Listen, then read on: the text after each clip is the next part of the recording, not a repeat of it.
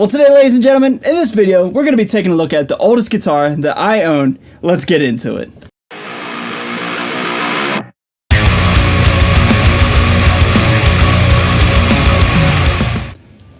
So what is going on, everybody? Thank you so much for joining me for today's video. My name is Ray. I'm a guitar player here on YouTube, and I am so excited to share the story and share the vibe of the oldest guitar that I own, my 1971 Gibson Les Paul Custom. Before we get into the story and the lore and just everything about this guitar, first off, if you're brand new to my channel, be sure to hit that subscribe button, join my friends and family here on YouTube. I really appreciate it. But most importantly, you longtime viewers and subscribers, thank you so much for always holding it down here with our channel. I really appreciate it. You guys mean the world to me. Now, with that all out of the way, let's talk about this thing, huh? So as you can see, I got two cameras rolling at the same time because I want to try to, showcase all the different just grossness and just wear and tear and just, like I said, just overall vibe with this thing, man. It's so beautiful. So what is this thing? Well, like I said, it's a 1971 Gibson Les Paul Custom, man, and it is worn as hell, man, and I love it for that. You guys know me that have been watching this channel for a while. I like my things to kind of be worn in. I'm not really a pristine guitar player, you know what I mean? Like, I like things to have a characteristic and a vibe, so this guitar really has a lot of personality, and I love it for that. But let's start from the beginning. How did this thing come to here, just outside of Philadelphia? So I actually acquired this guitar a long time ago, like 6 or 7 months ago. Once upon a time when the world was quote-unquote normal and, we were living normal lives and just, going about our business before the whole world went completely 180. But anyway, I was sitting in class at the University of Arts in Philadelphia pretending to take notes, but I was actually just creeping reverb.com as you do. And I found this guitar for a very, very cheap listing price. Now, when I say cheap, okay, these things sell for about $10,000, on a daily basis, anywhere from like $8,000 to $10,000. So think of like really, really cheap, and then take about another, 2 or 3 grand off. And this is what this thing was listing for. And I was like, all right, what's the catch, right? What's the catch? So I messaged the seller. And I was like, so what's the deal with this thing? Why are you selling it for so cheap? Just straight up. And the gentleman who was selling it was actually kind of a sad story. He said, hey, thank you so much for your interest. This guitar is actually just a part of an estate sale. And I'm paraphrasing because it was quite some time ago, but basically they were trying to move everything out of somebody's house as quickly as possible. And, they just were trying to just move it and get rid of it, get rid of this guitar. So it kind of bummed me out, honestly. I was just like, man, it's terrible. It's absolutely terrible. I had, obviously no idea.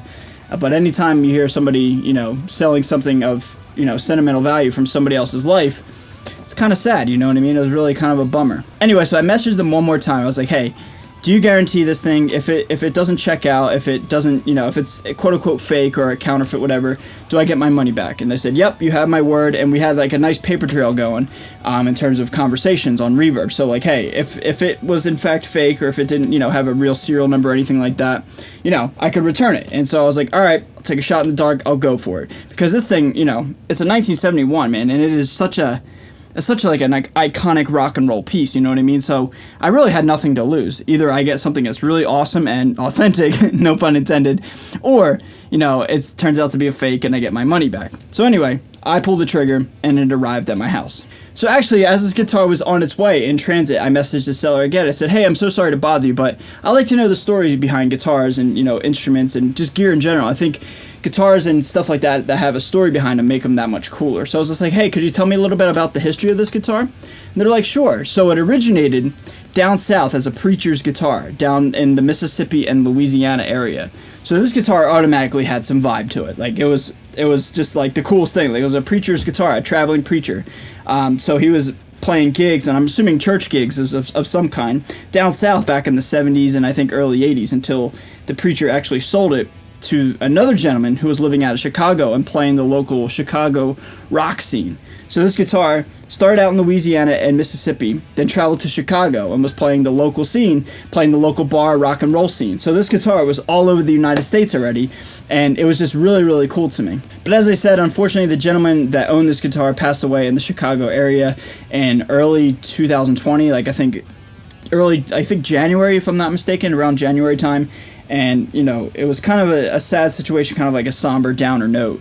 Like I said, the person that was selling this was in charge of the estate and was just trying to move it, just trying to just trying to get rid of it basically. And I've been there honestly too. My dad passed away like 4.5, 5 years ago, and like I had 10 days of military leave, and I was just trying to sell as much things as I could on eBay and, you know, like local, you know, yard sales and, you know, whatever, just trying to get rid of stuff because sometimes people are on time constraints, and I've been there.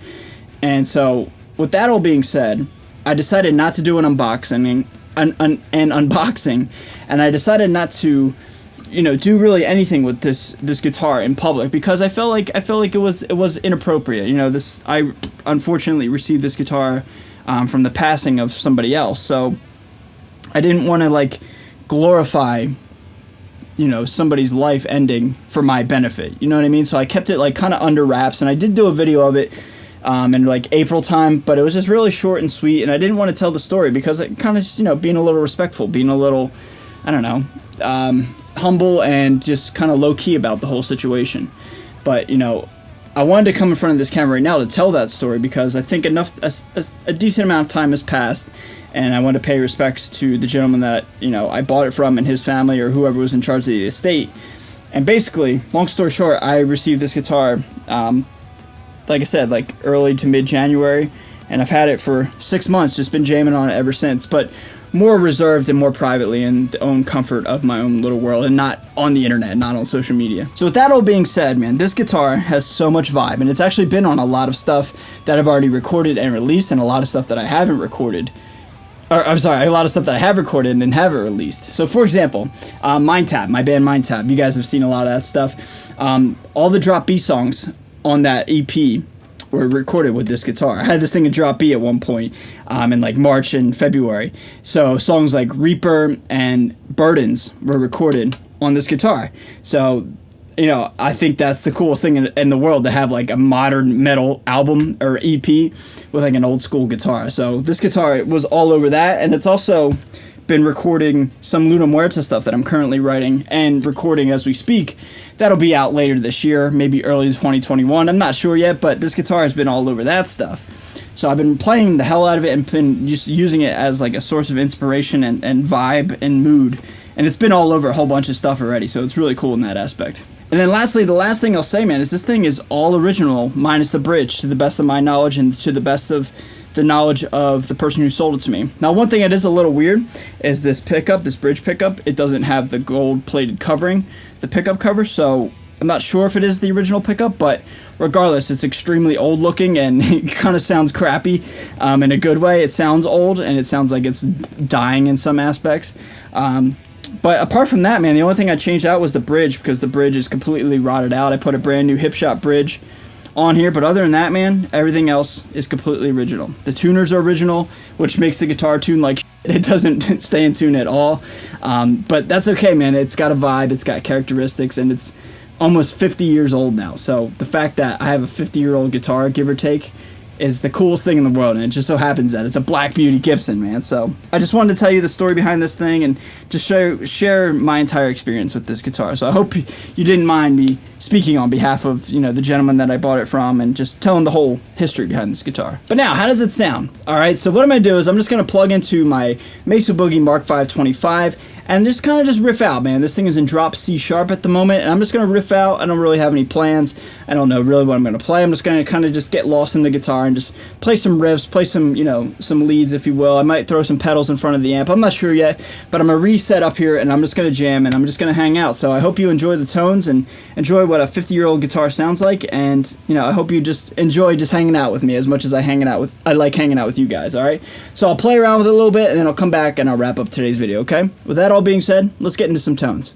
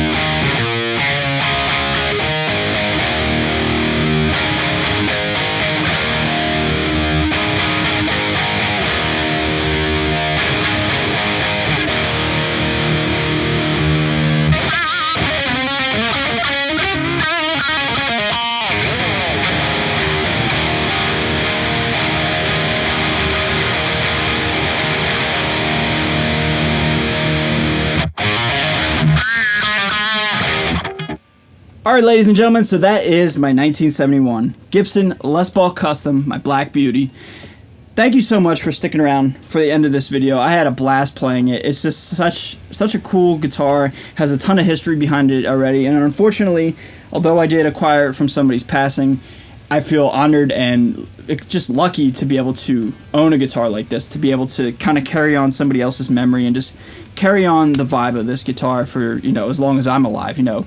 I would like to think that when I do go, whenever that day is, could be tomorrow, could be 100 years from now, whenever, you know what I mean? Like, whenever I go, I just hope somebody finds this guitar and picks it up and then kind of just makes it their own and carries on the legacy of this guitar, because it's very, very cool and has a ton of vibe, and I love it for that, man. So I hope you enjoyed this video. Again, if you're brand new to my channel, you want to consider hitting that subscribe button.